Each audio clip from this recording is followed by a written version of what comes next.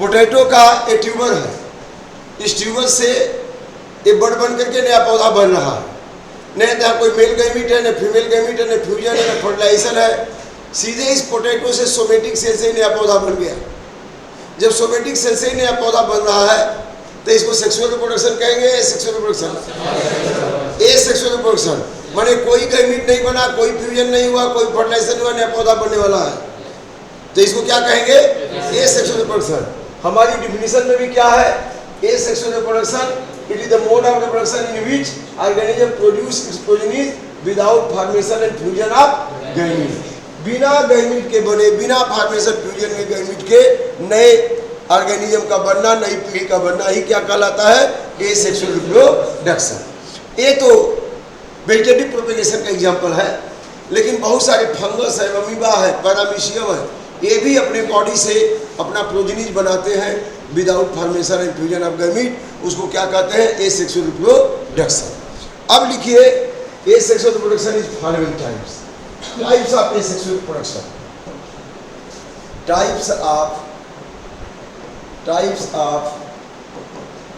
ए sexual reproduction. So first हम लोग बोलेंगे बाइनरी फिशन। बाइनरी फिशन यह एक तरह का प्रोसेस है। It is the mode of asexual reproduction, asexual reproduction in which an organism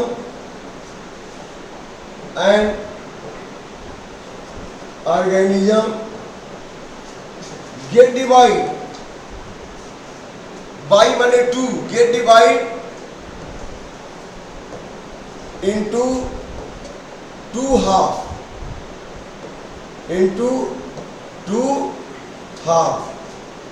and each one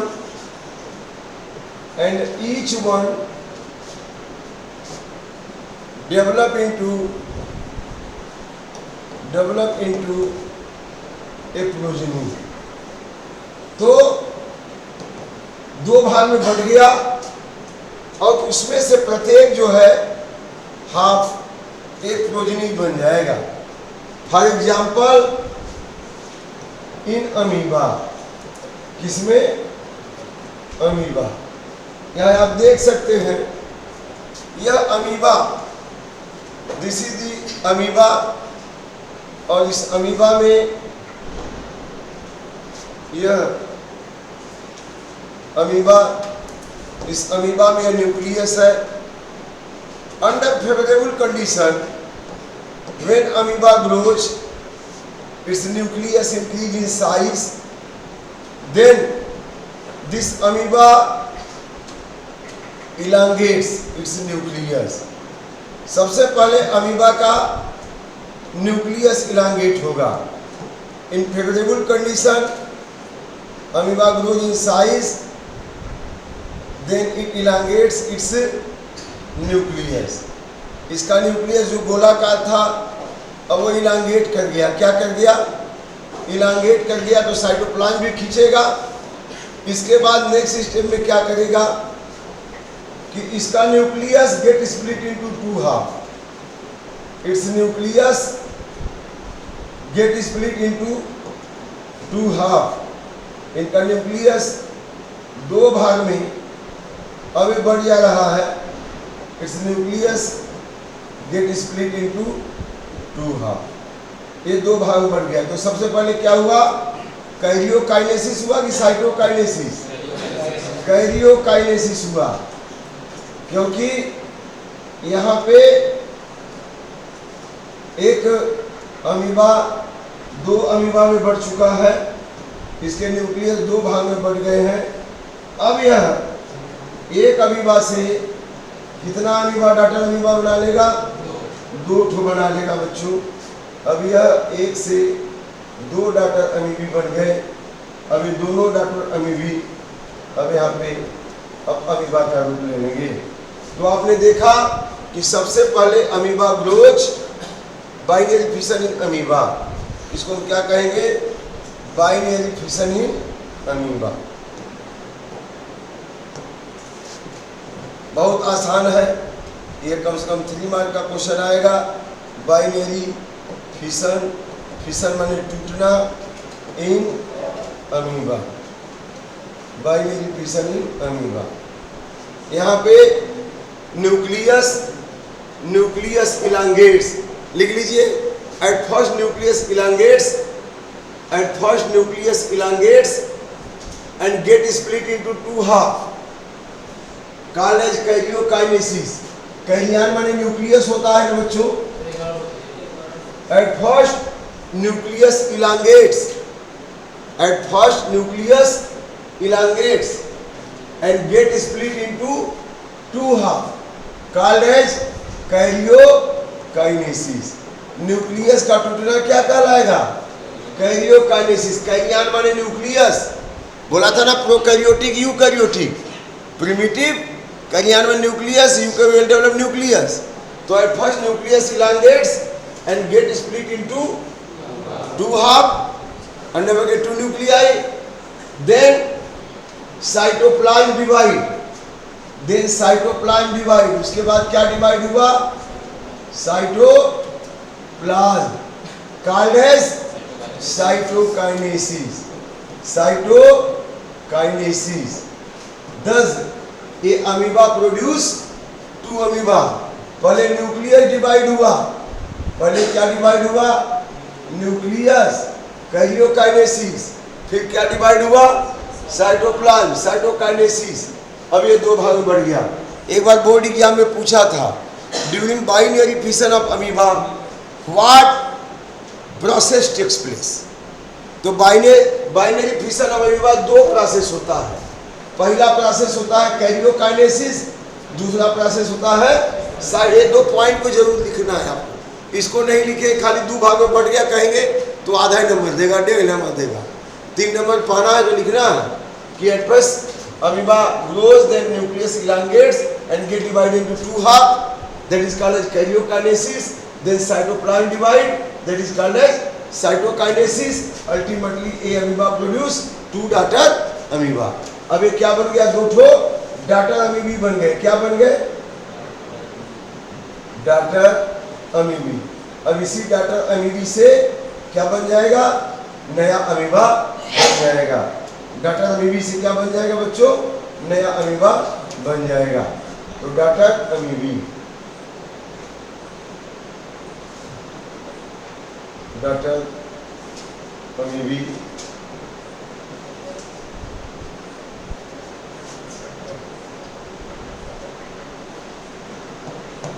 से अमीबा बन जाएगा। तो बाइनरी फिशन अमीबा क्लियर हो गया? आगे बढ़े, सबको समझ आ गया ना? चलिए आज हो गया। सीधे डायग्राम बनाइए, अमीबा बनाइए, न्यूक्लियस इलांगेट करिए, 2 भागों में बांटिए, फिर साइटोप्लाज्म डिवाइड करिए, अमीबा से 2 अमीबा बन गया। बस इसके बाद लिखिए next binary fission in amoeba के बाद नेक्स्ट लिखिए multiple fission, multiple fission. In this process, at first nucleus get divided, nucleus get divided into many nuclei which are get surrounded with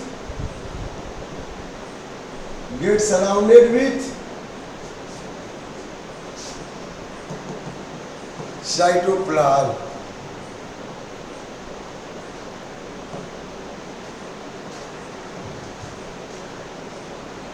Under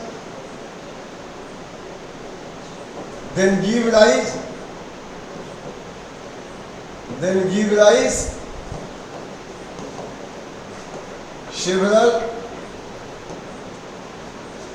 individuals.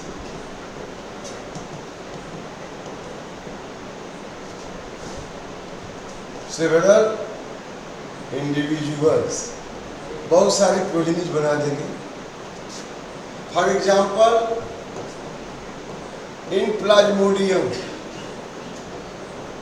plasmodium multiple fission occurs. अच्छा, amoeba भी अभी binary fission कर रहा है ना favourable condition में. जब unfavourable condition होगा, बरसात का पानी खत्म होने लगता है, तो भी मल्टीपल फिशन करता है. अपने चारों ओर जो है खोल बना लेता है, कवरिंग, और उसके अंदर न्यूक्लियाई डिवाइड होगा, फिर साइटोप्लाज्म उसके चारों निपट जाएगा और ढेर सारे बना लेगा, और जब टूटेगा तो सब निकल के अलग अलग अमीबी बन जाएंगे. लेकिन यह प्लाज्मोडियम में देखते हैं, यह प्लाज्मोडियम, इसके अंदर यह न्यूक्लियस. अब अगले स्टेप में क्या करेगा, यह जो है न्यूक्लियस ढेर सारे न्यूक्लियाई में टूट जाएगा, ढेर सारे न्यूक्लियाई में टूट जाएगा, और उसके चारों साइटोप्लाज्मिक मास जमा हो जाएगा. उसके चारों क्या जमा हो जाएगा, साइटोप्लाज्मिक मास जमा हो जाएगा, साइटोप्लाज्मिक मास जमा हो जाएगा, साइटोप्लाज्म. अब मल्टीपल फिशन हो गया, और जब यह फेवरेबल कंडीशन में फूटेगा, जब यह फूटेगा तब क्या निकलेगा, बहुत सारे प्रोजेनिज बन जाएंगे. समझ आता कि नहीं. तो यह जो है ढेर सारे प्रोजेनिज यहाँ से निकल के बाहर हो गए. यह पूरा स्पोर बना लेगा, बहुत सारे निकल जाएंगे प्रोजेनिज, और यह जो सब अलग अलग बना लेंगे प्लाज्मोडियम.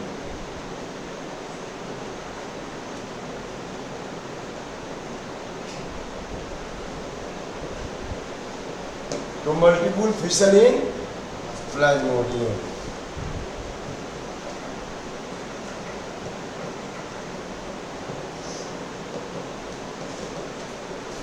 फिशन इन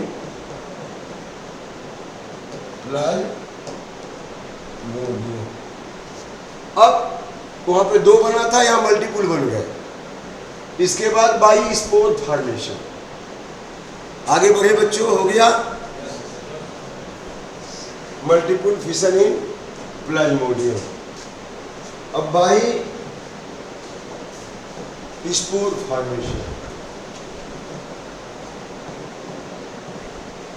स्पोर कोई बात नहीं, by spore formation.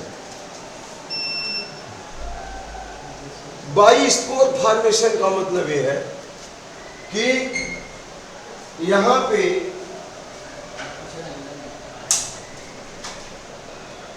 By spore formation में in some organism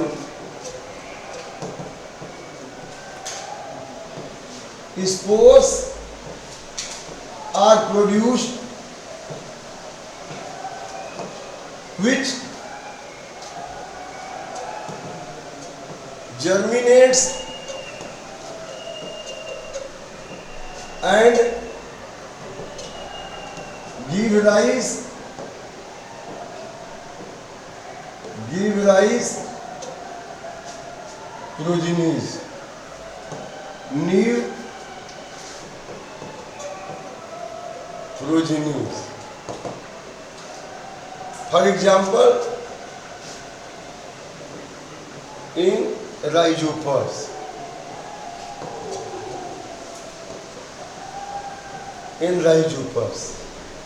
अब यहाँ पे हमें देखते हैं राइजोपस आपने देखा होगा, जैसे ब्रेड वेड होता है, कहीं रख दिया, पका फल कहीं इधर पड़ा है तो फिर काटन कभी अचार खराब हो गया, काटन आ जाता है, धागे आ जाते हैं. तो यहाँ पर भी कुछ ऐसी ही संरचना ये धागे जैसी संरचना, धागे जैसी संरचना यहाँ बनती है। यह और यह जो धागे जैसी संरचना है, यह यहाँ पर बिल्कुल ऐसे एक हाइफा निकला और इसके टिप पे ऐसे गोलाकार हो जाता है। इसको स्पोरेंजियम कहेंगे। क्या कहेंगे? ढेर सारे ऐसे स्पोरेंजियम बन जाते हैं और यही स्पोरेंजियम जब फूटता है तो इसमें से वो स्पोर्स बाहर निकलते हैं। तो जरा ये देखते हैं कि इसमें बहुत सारे स्पोर्स बन गए। तो जिस संरचना में स्पोर्स बन गए, इस संरचना को हम क्या कहेंगे? स्पोरेंजियम। और जब ये फूटता है तो इस स्पोरेंजियम से स्पोर्स बाहर निकल जाते हैं और जैसे ही स्पोर्स बाहर निकले, इनको क्या कहेंगे? स्पोर। और इस संरचना को कहेंगे स्पोरेंजियम। क्या कहेंगे?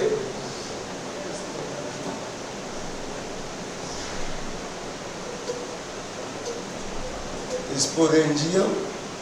और जिसपे स्पोरेंजियम लगा है उसको कहेंगे स्पोरेंजियोफोर। इसको क्या कहेंगे? स्पोरेंजियोफोर। इसको माइसिलियम कहेंगे। देखिए, एक धागे को हाइफा कहेंगे, या मान लीजिए हाइफा है लेकिन ये जाल बन गया तो इसको क्या कहेंगे? माइसिलियम। आप अगर इतना नहीं लिख सके तो इतना जरूर लिख दिए, स्पोरेंजियोफोर है और इसके ऊपर गोला का सा स्पोरेंजियम और इसके अंदर ये सब क्या है? स्पोर है। ये सब क्या है? स्पोर है। इसके अंदर ये सब स्पोर है।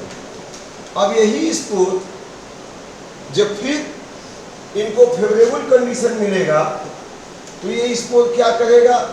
ये जर्मिनेट होगा, एक ऐसे जर्मिनेट होगा और जर्मिनेट करके फिर इसमें से ऐसे धागे बन जाएंगे।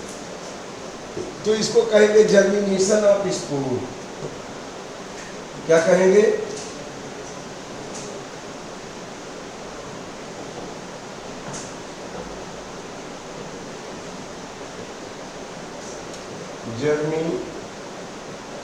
Germination of spore. तो बच्चों, कभी कभी देखते होंगे कि अगर किसी कोई एक ब्रेड इधर उधर पड़ी रह गई एक सप्ताह दिन, उसके ऊपर पूरा ब्लू कलर का एकदम बन जाता है और कभी ऐसे झाड़ दो तो माँ धुआं धुआं डस्ट जैसे निकलता है। तो डस्ट यही स्पोर्स ही होते हैं। यहाँ पे हमने चीनी का सॉल्यूशन बनाया था एक्सपेरिमेंट के लिए। अब इसमें जो है स्पोर्स आ गए। अब इसमें देखिए वैसी जाल बन गई है। बन गई कि नहीं बन गई? पूरा गजरा है, पूरा इसमें जाल बन गई है। तो वही माइसिलियम बन गया है। इसको निकाल के देखेंगे तो इसमें स्पोर भी होगी, स्पोरेंजियम भी है और वही स्पोरेंजियम से फिर स्पोर निकलेंगे। यही ब्लेड में होता तो अपना झड़ करके धूल धूल हो जाता, एकदम डस्ट कर देता। तो यह जो है लिख लीजिए, इन Rhizopus a thread like structure appear which becomes rounded at tip, which a thread like structure appear which form rounded structure at tip, tip माने एकदम चोटी पर, which form rounded structure at tip called sporangium. उस rounded structure को क्या कहेंगे? Sporangium. In sporangium spores are produced. Sporangium में क्या बन गया बेटा? Spores. Sporangium get burst burst बोलते हैं ना, sporangium at the tip rounded structure developed is called sporangium. In sporangium spores are produced. In sporangium spores are produced. Spore get spread into surrounding.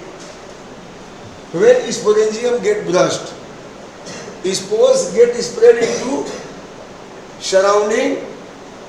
When sporangium get burst, sporangium फूटेगा तो सारे spores क्या हो गए, फैल गए। Spores get spread into surrounding when sporangium burst.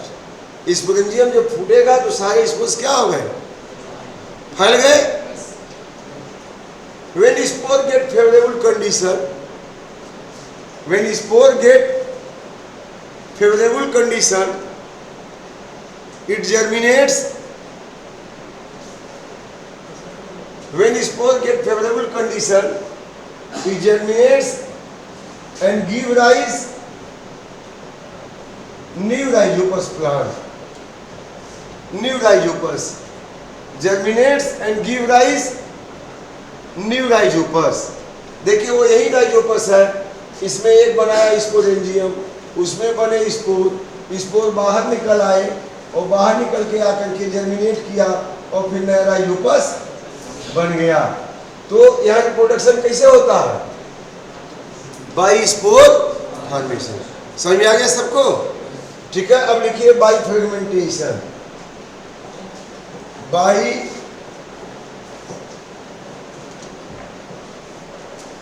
Fragmentation,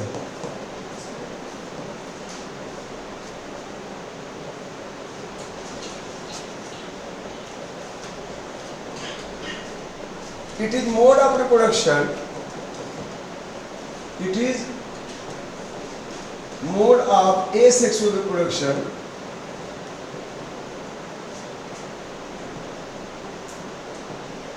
Reproduction in which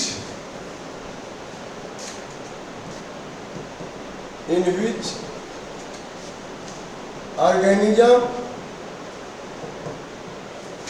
gate split. Split माने बच्चों टूटना, गेट स्प्लिट इनटू फ्रेगमेंट्स, अलग अलग टुकड़े में टूट गया। Get split into fragments.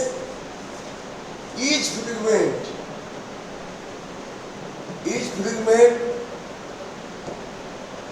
Develop into new individual. जितना फ्रेगमेंट में टूटा सब नया इंडिविजुअल बना लिया। फॉर एग्जाम्पल इन स्पाइरोगाइरा में, ठीक है। तो जरा देखते हैं स्पाइरोगाइरा में कैसे होता है फ्रेगमेंटेशन। यहाँ देख लेते हैं फ्रेगमेंटेशन इन स्पाइरोगाइरा। यहाँ पर ये स्पाइरोगाइरा है, स्पाइरोगाइरा इसकी ये सेल है। स्पाइरोगाइरा में सेल लंबी होती है और उसका वेट कम होता है। तो यह स्पाइरोगाइरा, अब इसमें रिबन लाइक क्लोरोप्लास्ट है। कैसा क्लोरोप्लास्ट है? रिबन लाइक क्लोरोप्लास्ट है। कैसा क्लोरोप्लास्ट है बच्चों? Ribbon like chloroplast. इसमें न्यूक्लियस भी है, न्यूक्लियस भी है। तो न्यूक्लियस है तो हम body blueprint of body design है, डीएनए है। अब सपोज कर लीजिए कि यह यहाँ से टूट गया, यहाँ से टूट गया, तो कितने पार्ट में बढ़ गया यह? 3 पार्ट में बढ़ गया। अब ये स्पाइरोगाइरा बच्चों टूट करके कितने पार्ट में बढ़ गया? 3 पार्ट में बढ़ गया। ये तीनों पार्ट अब अलग हो गए। स्पाइरोगाइरा पानी में पाया जाता है। इसको रिबन शेप स्ट्रक्चर वाला बोलते हैं, वाटर सिल्क भी बोलते हैं, एल्गी है। ये मल्टी सेलुलर एल्गी है, लेकिन सारे सेल इसके एक तरह के हैं।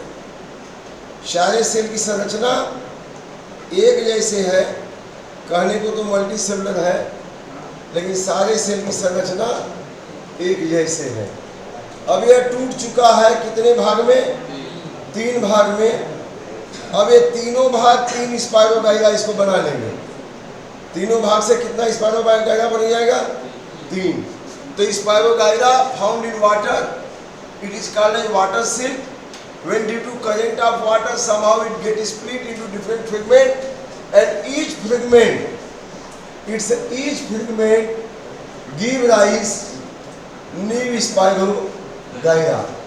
तो इसका हर फ्रेगमेंट नया स्पाइरोगाइरा बेटा बना देगा। यह एक स्पाइरोगाइरा बन गया, यहाँ पे यह स्पाइरोगाइरा बन गया, एक स्पाइरोगाइरा यहाँ बन गया, और इसमें रिबन वही क्लोरोप्लास्ट आ गया, क्योंकि ये ऑटोट्रॉपिक है, फोटोसिंथेटिक है इसमें, और सब में न्यूक्लियस, तो एक स्पाइरोगाइरा यहाँ बन गया। दूसरा स्पाइरोगाइरा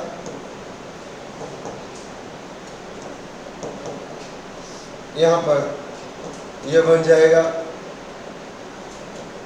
यह एक यह बन गया। 2 स्पाइरोगाइरा,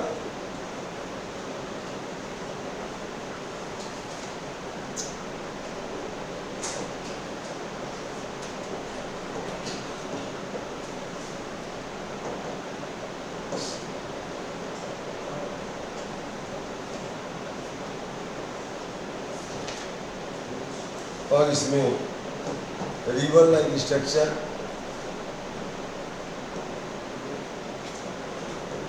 और यहाँ पे न्यूक्लियस। तो यह, और तीसरा भी यहाँ बन जाएगा, तीसरा यह बन गया। तो जितने भाग में टूटा इसकी लाटरी खुल गई, उतने स्पाइरोगाइरा बना दिया। तो इस तरह से एसेक्सुअल रिप्रोडक्शन स्पाइरोगाइरा में होता है। सेल टू सेल टूट रहा है पानी के करंट से, चाहे कोई एनिमल है एक्वेटिक, उसकी वजह से। तो अब this is asexual reproduction by fragmentation, by fragmentation in which spirogaira।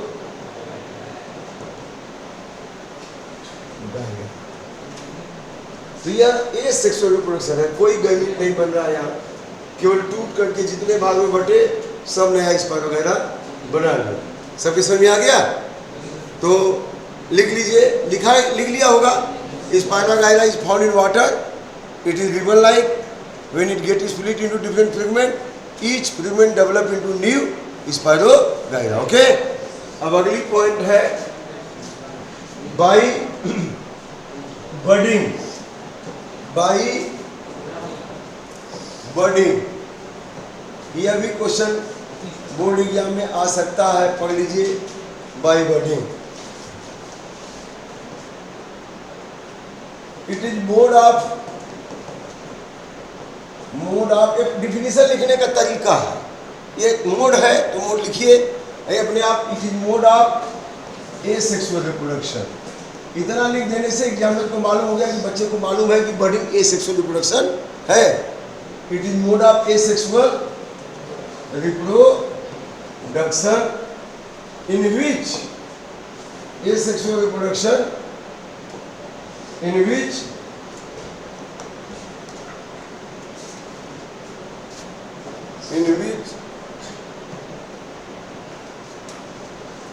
and outgrowth growth appear on the surface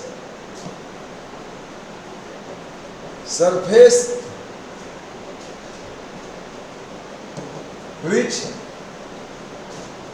develop into bud. Later on,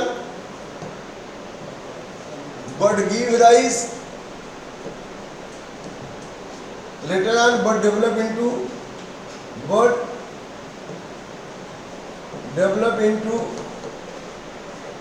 new individual, नया इंडिविजुअल बना लेगा। For example in east it is unicellular fungus. East क्या है बच्चों? Unicellular fungus under favourable condition,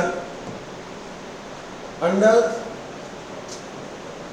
favourable बने चीनी मिल गया, under favourable condition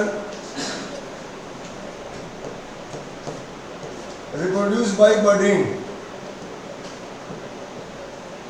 reproduce by budding. तो अब ये देखते हैं ईस्ट कैसे बडिंग करता है। इस यूनिसेलुलर फंगस है, यहाँ पर यह ईस्ट है, इसमें इसका न्यूक्लियस है, यह ईस्ट है। ईस्ट जानते हैं एक प्रकार का फंगस है, ये बहुत यूजफुल है। इससे ब्रेड, बिस्किट, तमाम सारी चीज़ें बनाई जाती हैं, फर्मेंटेशन में काम आता है। रेस्पिरेशन वाले चैप्टर में बोला था ईस्ट में फर्मेंटेशन होता है। ये जो है एनारोबिक रेस्पिरेशन करता है। अब इस ईस्ट में क्या होगा, अगले स्टेप में यहाँ पे ऐसे आउटग्रोथ अपीयर होगा, लिखा है ना, एंड आउटग्रोथ अपीयर, लिखा है कि नहीं? And outgrowth appear on the surface, ये है outgrowth appear on the surface which develop into bud. तो आउटग्रोथ अपीयर हुआ, उसके साथ न्यूक्लियस भी डिवाइड होके आ जाएगा, ये न्यूक्लियस भी आ जाएगा। इसके बाद फिर आउटग्रोथ अपीयर होगा, ये बार बार चलते रहेगा, ये बार बार चलते रहेगा। तो पहली वाली बड एकदम ऊपर आ जाएगी, पहली वाली बड कहाँ आ जाएगी? ऊपर। अब इसके बाद भी ये चलेगा, तो जितनी बार डिवाइड होगी पहली वाली एकदम कहाँ चली आई? ऊपर चली आई, ठीक है ना। अब यह जो है, अब यह बड बन गया, और ये सब क्या बन गए? इसके बड बन गए, ये बड बन गए, बड। अब इस तरह से ये तमाम सारे ईस्ट बन जाते हैं। ताड़ी, जो ताड़ का होता है ना, ताड़ी निकालते हैं ना, गाजीपुर में मैंने देखा था, लाल कार्नवालिस के बगल में वो रोड जाती है ना, तो वहाँ पे ताड़ के पेड़ थे, तो जाड़े के दिन में ऊपर जाके मटकी बांध देते थे और ताड़ी निकलती सुबह जाके उतारते थे सब। कभी कभी उस रास्ते हम लोग जाते थे, तो ईस्ट फर्मेंटेशन कर देता है।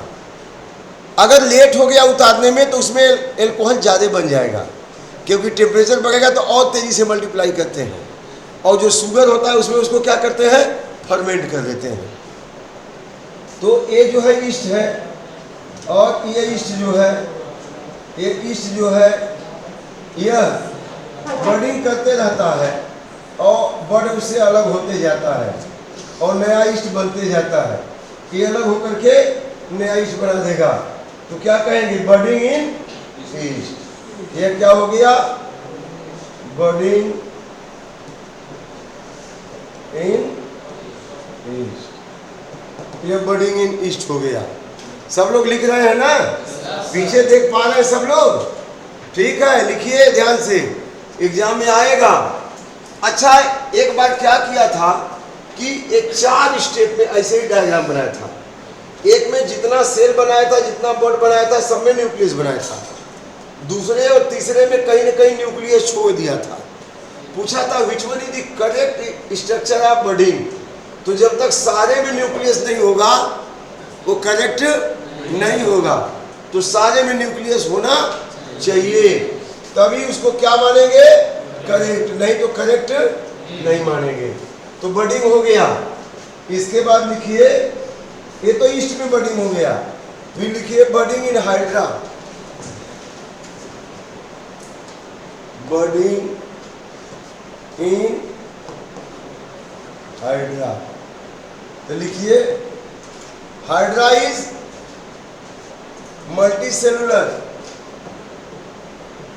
वो तो यूनिसेलुलर था, hydra is multi cellular coelenterate. Coelenterata संघ का पानी है। सिलेंट्रेट एनिमल फाउंड इन, कहाँ पाया जाता है, वाटर में, फाउंड इन वाटर। अभी मेरे पास एक्वेरियम था घर पे, COE, यहाँ टी नहीं रहेगा, एल रहेगा। COELENTERATE, सिलेंट्रेट एनिमल, सिलेंट्रेटा संघ का प्राणी है, पानी में पाया जाता है। Under favourable condition, under favourable condition and outgrowth, यहां भी आउटग्रोथ बनेगा, and outgrowth appear on body surface which develop into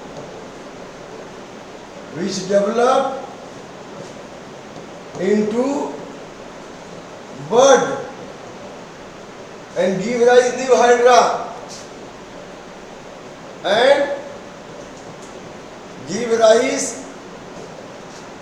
new hydra। तो बोर्ड लाइक स्ट्रक्चर बना, जैसे आप देख लीजिए, और उससे नया हाइड्रा बन गया, लिख लिया, और ग्रोथ अपीयर। तो अभी बोर्ड लाइक स्ट्रक्चर बना। यहाँ पे हम बना रहे हैं, देखिए यहाँ पे यह हाइड्रा है, इसकी सतह पे आउटग्रोथ अपीयर हो गया। ये इसके टेंटाकिल्स हैं। हाइड्रा में क्या होता है, टेंटाकिल्स होता है।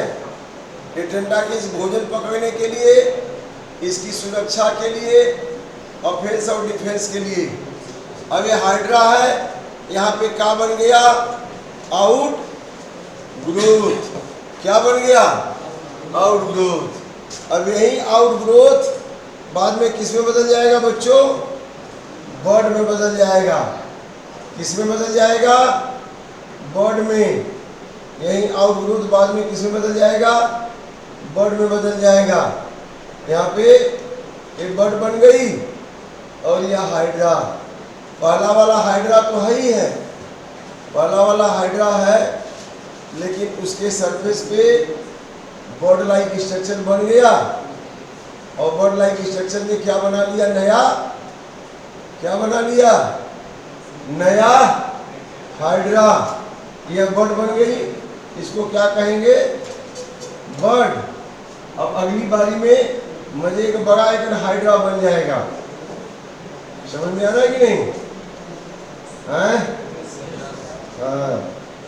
यहाँ पे बहुत आसान है, पीछे वाले लिख रहे हैं कि नहीं, हाँ। अब यहाँ से अच्छा तो हम आ रहे हैं, यहाँ ये बिल्कुल बड़ी सी बर्ड बन गई। अब यहाँ से टूट के निकल जाएगा, क्या होगा, टूट के निकल जाएगा। और यह जो है ओरिजिनल वाला हाइड्रा तो यहाँ रहेगा ही, अब बड़ बना के अपनी प्रजाति को क्या कर लिया, बढ़ा लिया, संख्या बढ़ा लिया। जितने लोअर ग्रेड ऑर्गेनिज्म है उसमें ये सेक्सुअल रिप्रोडक्शन की अभूतपूर्व क्षमता है। अब यह बर्ड बन गई, यही बर्ड सेपरेट होकर के क्या बना लेगा, नया हाइड्रा। तो क्या कहेंगे इसको, क्या कहेंगे, बर्डिंग इन हाइड्रा। यह सिलेंट्रेटा फाइलम का एनिमल है, मल्टी सेलुलर है, लोअर ग्रेड ऑर्गेनाइजेशन है, बर्डिंग से। इसमें रीजनरेशन भी होता है, कहीं से कट जाएगा कोई भी पीस तो नया हाइड्रा बना लेगा, तो रीजनरेशन की भी एबिलिटी होती है। अब आगे बढ़ें, हाँ लिखिए, by regeneration, by regeneration, by regeneration.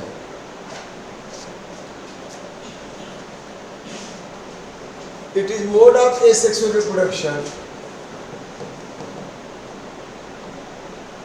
Mode of asexual reproduction. It is mode of asexual reproduction in which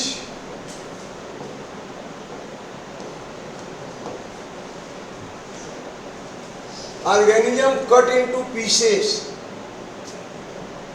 in which when organism cut into pieces,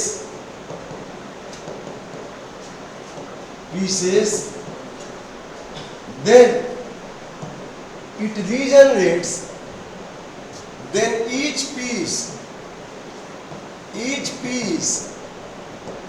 regenerate, each piece regenerates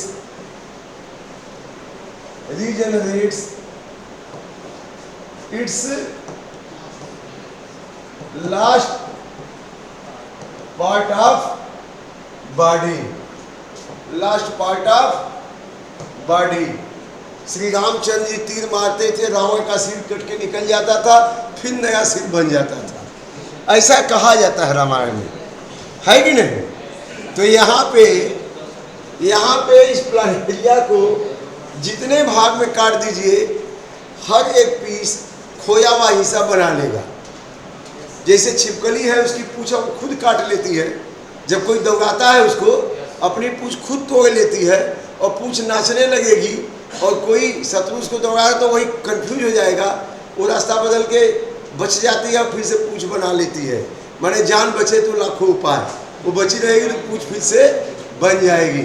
तो रीजनरेशन होता है, लेकिन यहाँ पे केवल आप पूंछ ही बना पाएगी, लेकिन यहाँ पे जितने भी पीस में काटिए, हर पीस अपना खोया हुआ हिस्सा बना लेगा।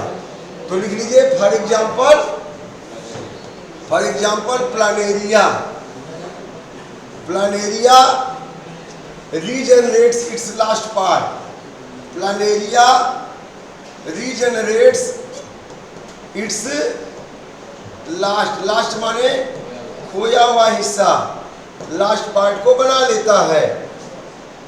कैसे बना लेता है जरा देखिए, कैसे बनाता है प्लानेरिया, लिख लीजिए, when planaria get cut into pieces, in each piece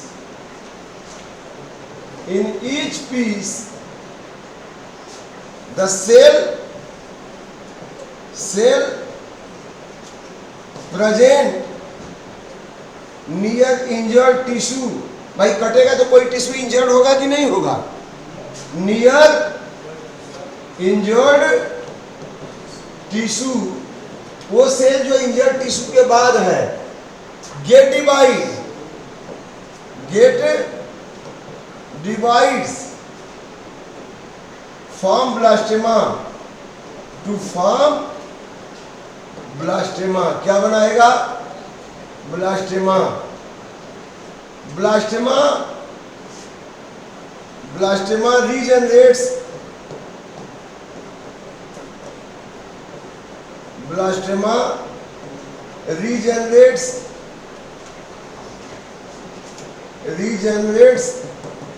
it's last part. उसका खोया हुआ हिस्सा, जो हिस्सा उसका खो गया है, उसको क्या कर दिया?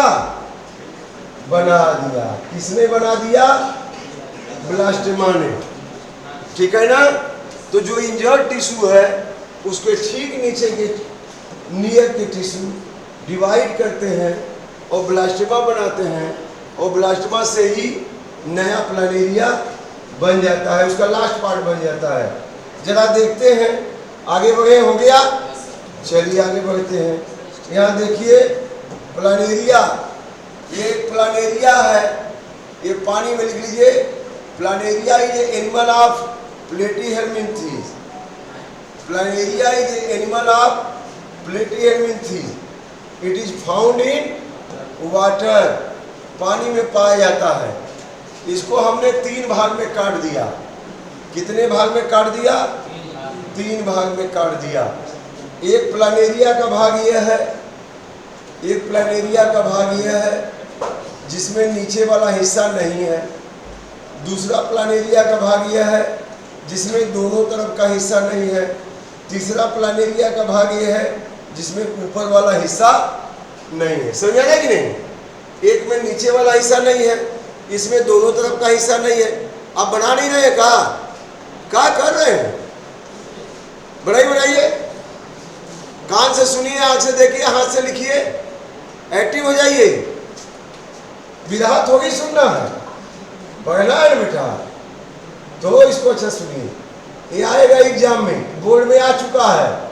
एक बार क्या किया, ये डायग्राम बना दिया था, पूछा एक्सप्लेन अबाउट दिस फिनोमिना। पहले उसका नाम बताइए, फिर एक्सप्लेन करिए। तो क्या कहेंगे नाम में? Regeneration in Planaria. और कैसे होता है इसको आपको बताना है। तो अब यहाँ पे देखिए क्या हो रहा है।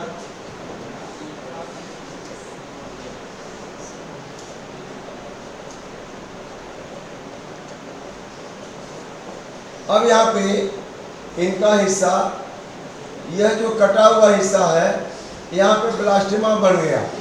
यहाँ कटा था वहाँ इंजर्ड टिश्यू है कि नहीं? इंजर्ड टिश्यू के पास में जो लिविंग सेल है, उसने क्या बना लिया बच्चों? ब्लास्टेमा बना लिया। इसने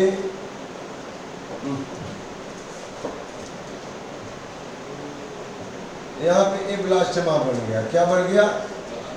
ब्लास्टेमा। इंजर्ड टिश्यू के पास किसी ने ब्लास्टेमा बना लिया। और यहाँ पर तो दोनों तरफ बनेगा। इसमें क्या बनेगा? दोनों तरफ बनेगा, नीचे और ऊपर दोनों तरफ क्या बनेगा? ब्लास्टेमा बनेगा। इधर भी बनेगा कि इंजुरी दोनों तरफ हुई है ना, तो दोनों तरफ बनेगा। और यहाँ पे ऊपर की तरफ बनेगा। जिधर इंजुरी हुई है उधर ही क्या बन जाएगा बच्चों? ब्लास्टेमा। इसको कहेंगे ब्लास्टेमा। अब यही ब्लास्टेमा सेल डिवाइड करेगा, और डिवाइड करके डिफरेंशिएट करके फिर नया इस पर क्या बना लेगा? प्लानेरिया। तो अब एक प्लानेरिया तो यह हो गया, एक प्लानेरिया तो यह हो गया, यह बन गया। अच्छा, इसमें रीजनरेशन जब होता है तो दोबारा जो प्लानेरिया बनता है पहले वाले से थोड़ा छोटा होता है, पहले वाले से थोड़ा छोटा होगा। तो ये प्लानेरिया बन गए। रीजनरेशन इन प्लानेरिया, देखा आपने? Regeneration in Planaria, regeneration in Planaria.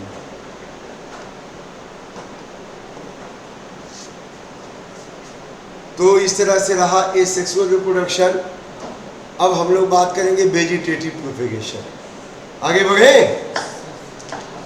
हो गया वेजिटेटिव प्रोपेगेशन।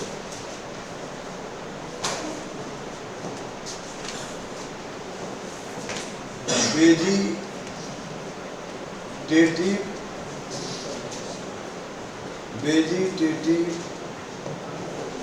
रिप्रोडक्शन, या इसी को कहते हैं vegetative propagation.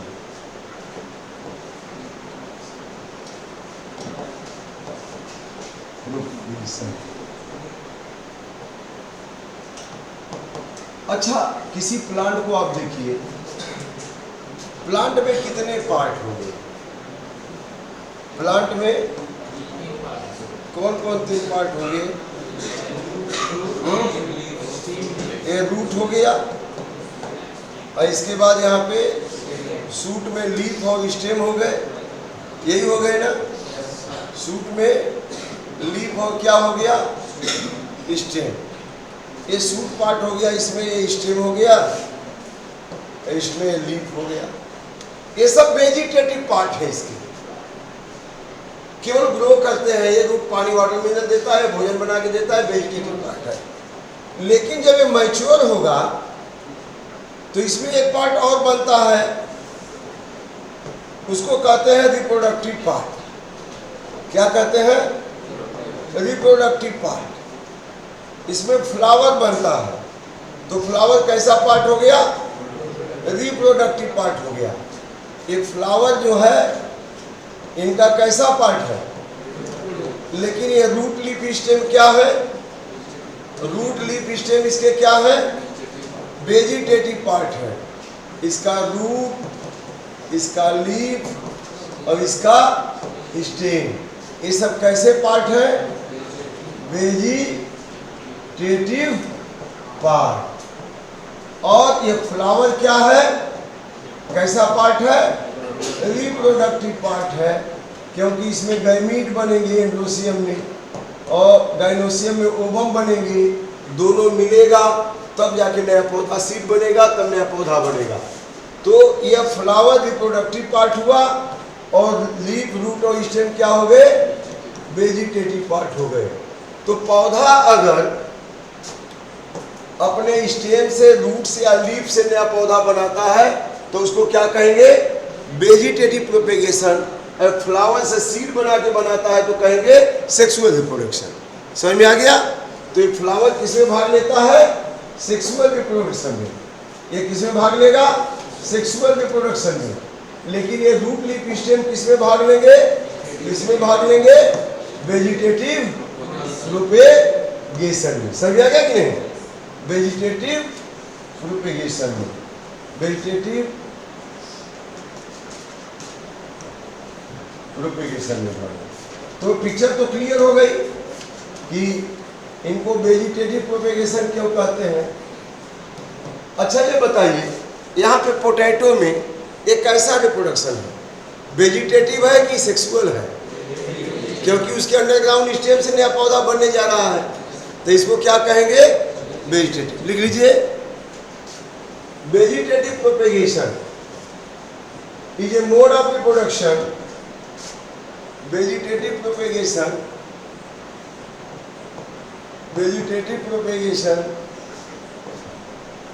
is a mode of reproduction in which organism produce new plant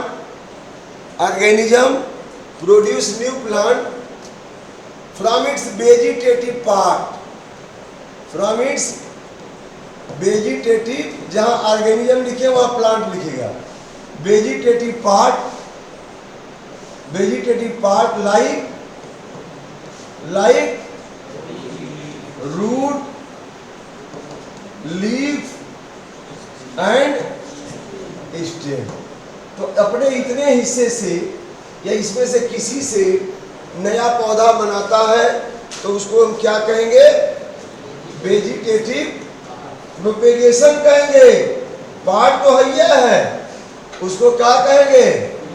vegetative propagation. Vegetative part तो यह ही है, रूट लीफ स्टेम, लेकिन उससे प्रोपेगेशन हुआ तो क्या कहेंगे? वेजिटेटिव प्रोपेगेशन कहेंगे। अब यहाँ पे देखते हैं, लिख लीजिए for example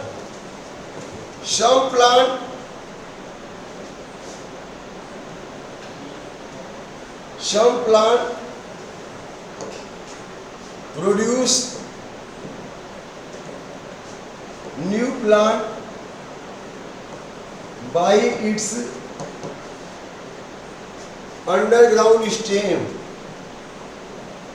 underground stem, like tuber in potato,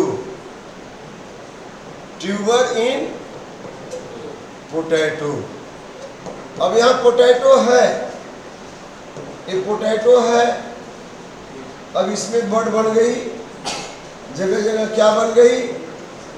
ये बड बन गई।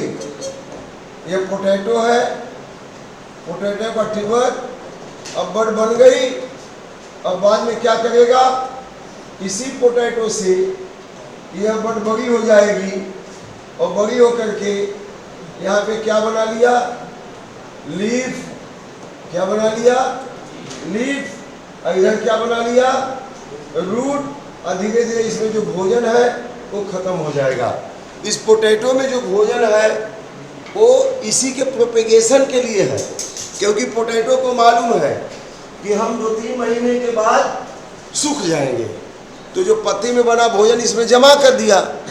अब जब सीजन आएगा तो इसी की पैरेन्काइमा सेल में मेस्टमेटिक एबिलिटी आ जाएगी, वो बड बना लेगा, और उसके बड में डिफरेंशिएशन होगा।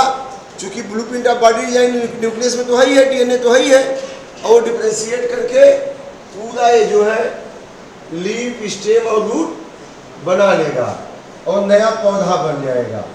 तो इसको किस तरह का प्रोपेगेशन कहेंगे आप? Vegetative propagation. पोटैटो में आप देख सकते हैं बन भी रहा है, देख रहे हैं कि नहीं देख रहे हैं? देख रहे हैं, ये बन रहा है। अब चलिए लिखिए in ginger, rhizome of ginger. Ginger देखे हैं ना? Ginger, rhizome of ginger. Ginger में भी आप देखिए तो ये राइजोम है उसका, ऐसे ही होता है ना? इसमें इस तरह से संरचना होती है, ऐसे ऐसे। तो यहीं से एक बड बन जाती है, यह बड बन जाती है। क्या बन गई? बड। और यह बड जो है ये अंडरग्राउंड स्टेम है, बड। ऐसी बड से नया पौधा बन जाता है। अच्छा, वो भी देखे होंगे कोलोकेसिया, एलोकेसिया, सूरन देखे होंगे ना? सूरन, ऐसे सूरन मिट्टी में वर्टिकल होता है, इसमें इस तरह से इसमें इसके लीव्स होते हैं, इसके लीव्स होते हैं, और यहीं से बड बन जाती है ढेर सारी। इसको कहते हैं कोलोकेसिया, कोलोकेसिया। अरवी, बंडा, घुइया, सूरन, इसमें भी बड बना के क्या करता है?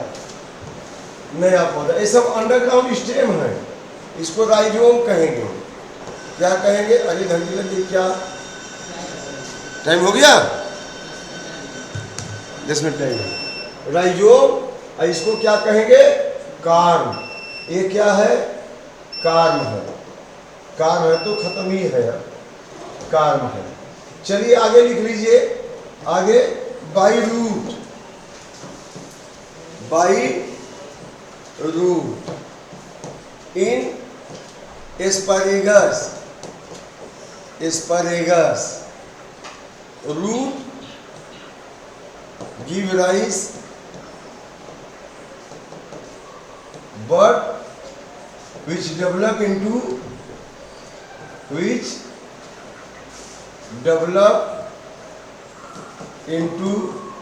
new plant। सतावन इसको कहते हैं, सतावन में ये जमीन के अंदर इसकी जड़ होती है। इसकी जड़ कहाँ होती है? जमीन के अंदर। अब यहीं से बड निकल के नया पौधा बन जाता है। ठीक है, अब लिखिए by leaf, by leaf in bryophyllum, in bryophyllum from the margin of leaf, in bryophyllum from the margin of leaf, from margin of leaf bud appear, bud appear, margin of mature leaf लिखिएगा, bud appear which develop into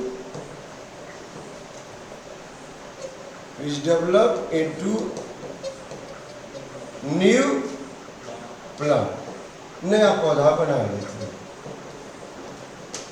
अब यहाँ पे आप देख सकते हैं, यह जो है लीफ है, किसकी लीफ है बेटा? ब्रायोफिलम की। इसकी पत्ती थोड़ा लेदरी होती है। अरे आजकल कुछ लोग जो आयुर्वेदाचार्य होते हैं, जिसको पथरी हो गया है, किडनी स्टोन, इसकी पत्ती को पीस के पीने के लिए बोलते हैं। तो यह है ब्रायोफिलम की लीफ, और इसी के मार्जिन से यहाँ पे बर्ड लाइक स्ट्रक्चर बनेगा। क्या बनेगा? बर्ड, मैच्योर लीफ से ये बर्ड लाइक स्ट्रक्चर बन गया। अब यही बर्ड लाइक स्ट्रक्चर किस में बदल जाएगा? कभी कभी तो पत्ती टूट के गिर जाती है जमीन पे, और उसके मार्जिन से बर्ड निकल जाती है, तो पत्ती खत्म हो जाएगी और नया बर्ड से नया पौधा बन जाएगा। तो ब्रायोफिलम में किससे बना बेटा? लीफ से।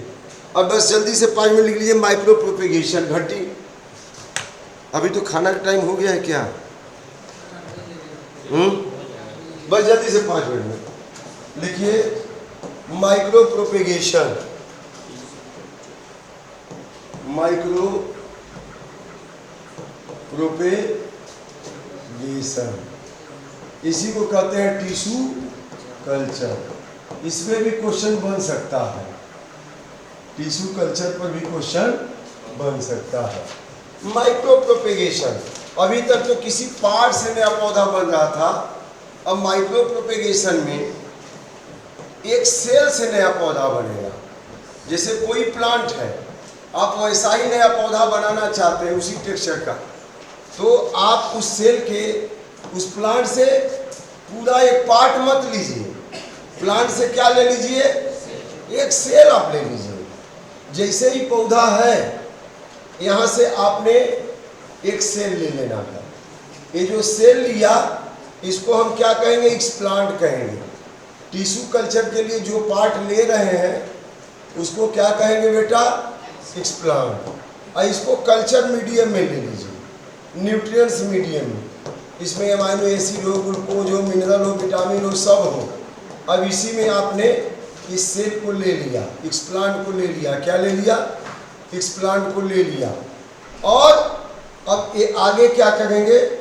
ये मल्टीप्लाई करेगा, न्यूट्रिएंट्स मीडियम से खुराक लेकर के क्या करेगा? यहाँ पे ये मल्टीप्लाई करेगा, मल्टीप्लाई करके ग्रुप ऑफ सेल बना लेगा। क्या बना लेगा? ग्रुप ऑफ सेल बना लेगा। तो इसको हम क्या कहेंगे? कैलस। ग्रुप ऑफ सेल को क्या कहेंगे बच्चों? कैलस। अब कैलस जो है बन के तैयार है, अब इसमें डिफरेंशिएशन होना बाकी है।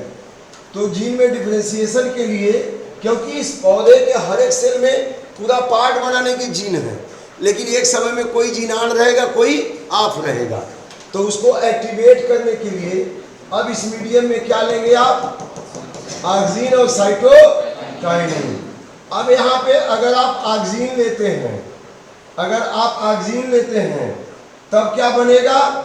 ऑक्सीन लेते हैं तो रूट बनेगा। क्या बनेगा? रूट। तो सपोज कर लीजिए आप यहाँ पे ऑक्सीन ले लिए। क्या लिया? ऑक्सीन। तो क्या बन गया? रूट बन गया। क्या बन गया? रूट। अब यहाँ पे आप साइटोकाइनिन लेते हैं। क्या लेते हैं? साइटोकाइनिन। काइनिन लेते हैं और साइटोकाइनिन लेंगे तो क्या बन जाएगा बच्चों? सूट बन जाएगा। और सूट बनते ही अब ये प्लांटलेट बन गया। तो कुछ दिन लय में रहने दीजिए, इसके बाद फिर क्या करिए, इसको पौधे को जमीन में लगा दीजिए। अब ये सूट और रूट बन गया तो इसको कहते हैं प्लांटलेट। क्या बनते हैं? प्लांट। जैसे बुकलेट, छोटा सा बुक को बुकलेट कहेंगे, वैसे इसको क्या कहेंगे? प्लांटलेट। और प्लांटलेट को फिर जमीन में लगा दीजिए। तो इस प्रोसेस को क्या कहेंगे? Tissue culture. एक सेंटेंस लिख लीजिए। A cell of a plant is taken, that is called as explant. A cell of a plant is taken, that is called as explant. Now it is kept into culture medium. Now it is kept into culture medium. Now it is kept into culture medium. अब ये culture medium में ले लिया इसको, kept into culture medium. It multiply, the cell multiply, form a group of cell called as calyx. A group of cell बन गया, क्या कहेंगे? calyx. Then cytokinin is added to develop shoot. Cytokinin is added to develop shoot. Cytokinin shoot याद रखने का तरीका. And auxin is added to develop root. Auxin से root बना, साइटोकाइनिन ने किसको डेवलप कराया? शूट को। Now it is called as plantlet. Now it is called as plantlet. After hardening माने थोड़ा मजबूत हो जाए तो, after hardening plantlet is fixed into soil. कहाँ रख देंगे बेटा? सॉइल में। This process is called as tissue culture या माइक्रो प्रोपेगेशन। अब एक सेंटेंस लिख ली, कभी कोई पूछता है, the ability of cell by which the ability of cell, ability of cell, ability of a cell by which it develop into a plant. एक सेल कंप्लीट प्लांट में बदल गई। Develop into a plant in culture medium, in culture medium called as totipotency. क्या कहेंगे बेटा? इस ability को क्या कहेंगे? टोटिपोटेंसी। टोटिपोटेंसी। लेकिन इस प्रोसेस को क्या कहेंगे? Micro propagation. यह जो आप कल्चर मीडियम में डाल रहे हैं, कैलस बना रहे हैं, ऑक्सीन साइटोकाइनिन डाल के ऑक्सीन से रूट साइटोकाइनिन डेवलप करें, इसको टिश्यू कल्चर कहेंगे, माइक्रो प्रोपेगेशन। लेकिन यह जो सेल की क्षमता है जिसके कारण कंप्लीट पौधा बन रहा है, उस क्षमता को क्या कहेंगे? Totipotency. So this is all about the asexual reproduction in plant. Thank you very much. आप लोगों ने अच्छा से सुना, पढ़ा, और कहीं डाउट हो तो पूछ लीजिए, पढ़ते लिखते रहिए। Thank you.